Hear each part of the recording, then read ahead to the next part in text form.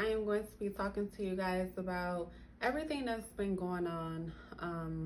The death of George Floyd, the rioting, the looting, the peace rallies, just, basically everything that's going on in our world today and how it affected me. I'm not usually the type of person to speak out on these type of things. I usually just, look at it and pray about it and just leave it into God's hands. But with everything going on and, with it affecting my city as well, with it affecting the whole entire world, everybody came together and, supported what's going on right now, supported Black Lives Matter. And it was just history, we lived to see this day, and, everything that's happened in our past that we weren't there for, we were here for today. So I just want to talk about, basically, first I want to start with George Floyd and his death. When I first saw the video on Facebook, I scrolled past it. I didn't want to watch it. I saw that everybody was talking about it, and I'm just like, another Black man killed by a white police officer. Nothing is going to be done about it. They never do anything about it. So, I scrolled past it, and it became a really, really huge topic. So I kept seeing it. I'm like, let me just watch this and see what's really going on. So I watched the video.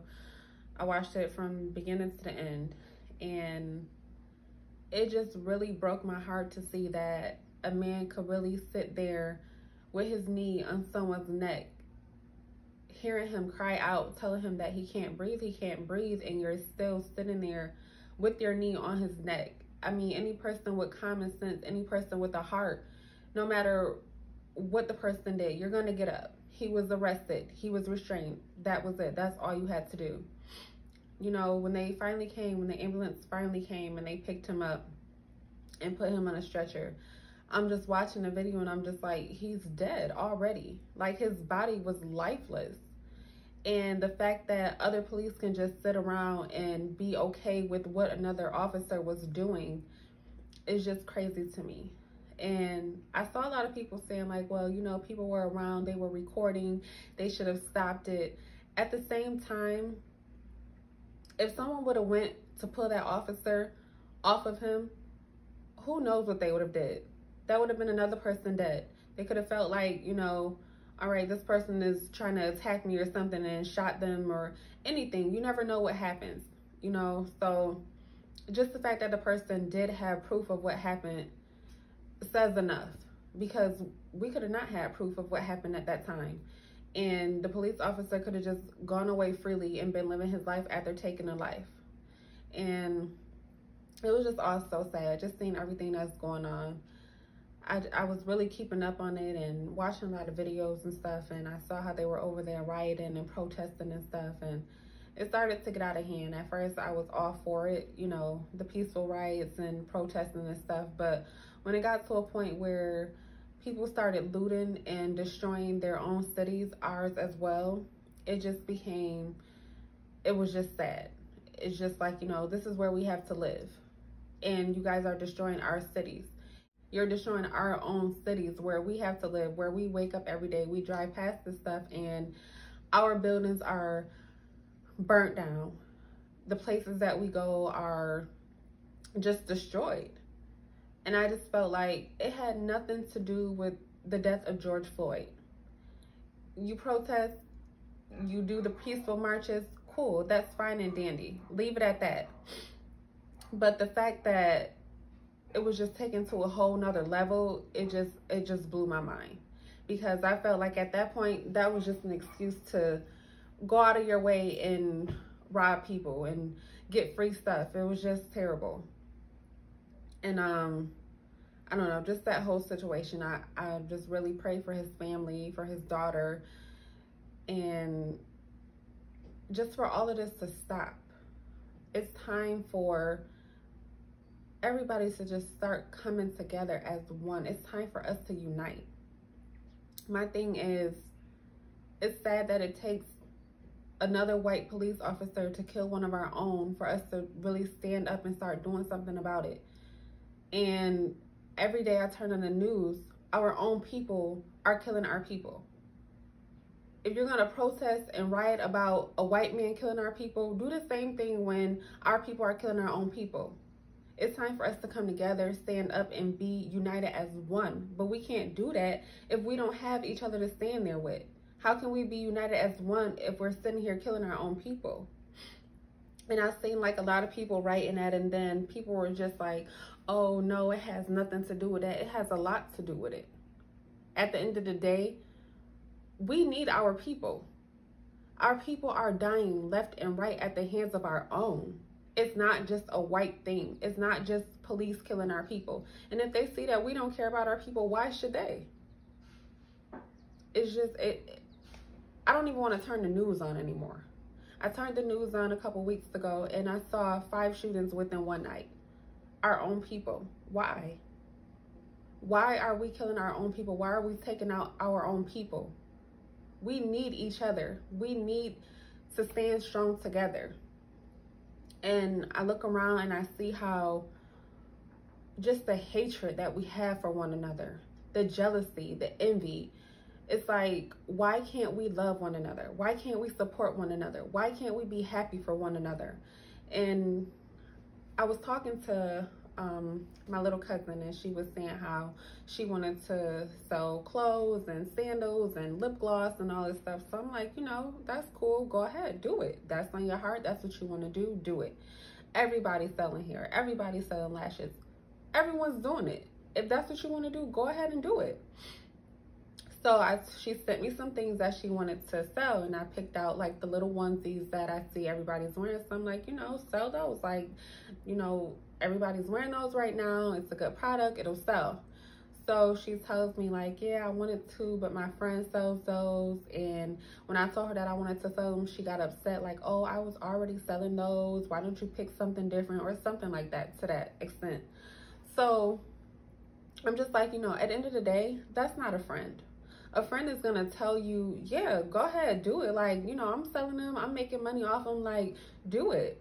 A friend is going to support you, not bash you or feel like you're going to be competition to them. Like, I don't understand that. Like, everybody does some of the same stuff. If it wasn't a moneymaker, only one person would be doing it. There would not be multiple people doing these things. And it's just like, it's sad that our own people don't want to see us make it because they feel like we're competition to them. And when you think about it, when you look at white people, they all stay in the same house. They go to college. They have cars. They get their credit together. They work together. You don't see that with our people. Like, you don't see our people coming together and supporting each other and making sure everybody is good. Everybody always feels like they don't want to see the next person make it. They don't want to see anybody make it out, which is just so sad to me. And I just feel like, you know, everybody is screaming Black Lives Matter, Black Lives Matter. So then prove it. Prove to people that our lives matter. Don't just say it. Practice what you preach. It's like, the other day I went out to the beach and there was an incident with the girl arguing with her boyfriend. I saw police and I'm just looking around like, okay, what's going on? I pull up, it's a black girl and her boyfriend standing there arguing, making a whole scene. It's just like, why?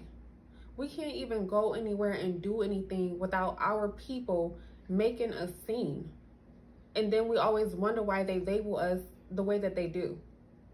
It's time for a change. It's time for us to stop all this unnecessary violence, unnecessary killing. All of this just needs to come to an end at some point. And we need to be that example for each other, for the younger generations to come. It's time for a change, and a big change at that. You know, I see people, mostly younger people, speaking out and talking about everything going on and supporting one another. And it just made my heart happy when I saw all the white people and black people coming together during the protest, because that's the way we should be. United as one. The color of our skin should not matter whatsoever. And it's sad that even to this day, we're still talking about this, that it still exists, that there's still racist people out there. And not even just the white people, there's black people racist against our own culture. There's black people who hate black people. There's white people who hate white people, and so on and so forth. But to know that it's still white versus black, and we're still dealing with that after all these years, it's just disgusting. It disgusts me. And I don't understand how a person can have that type of hatred in their heart for another human being and then go to say that they love God. God is love. You can't love God and hate other people. That's not love. And I don't know. I just pray for our whole world. Just for a big change, for things to just start to get better. I know things not going to be perfect. Nothing's ever going to be perfect. But at the same time, enough is enough. Like I said, it's time for us to practice what we preach. It's time for us to love on each other. Remove all this hatred from our heart for our own people. Grab somebody, hug them, tell them that you love them, pray with them, support them. Whatever, if they're going through something, be there for them. Get them help if they need it. Don't talk down on them. Like, especially during this time with everything going on. I just see so much stuff on social media and it just makes me sick to my stomach. Seeing so much stuff on the news and it just makes me sick to my stomach. Even after the death of George Floyd, everything that these police officers are still doing to our people. But in the midst of it, the stuff that we're still doing to our own people. It's like, when does it stop? When does the change come? When does people recognize that one day we really have to open up our eyes and be the bigger person? Learn how to walk away from unnecessary drama. Everything is not worth a fight. Everything doesn't have to end in violence just because someone makes you upset. I'm going to leave you guys with a scripture. It's from Peter 3:8. Finally, all of you, have unity of mind, sympathy, brotherly love, a tender heart, and a humble mind.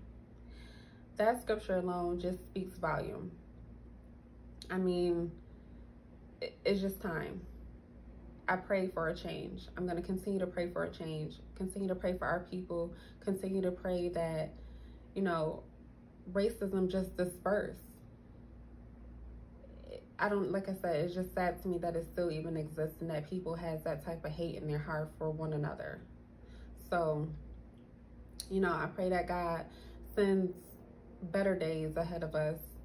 Change the hearts of people who feel like they have hatred for us black people, whatever it is. And I pray mostly for our black people to get it together, to come together, to love one another, to stay strong and support each other through any and everything.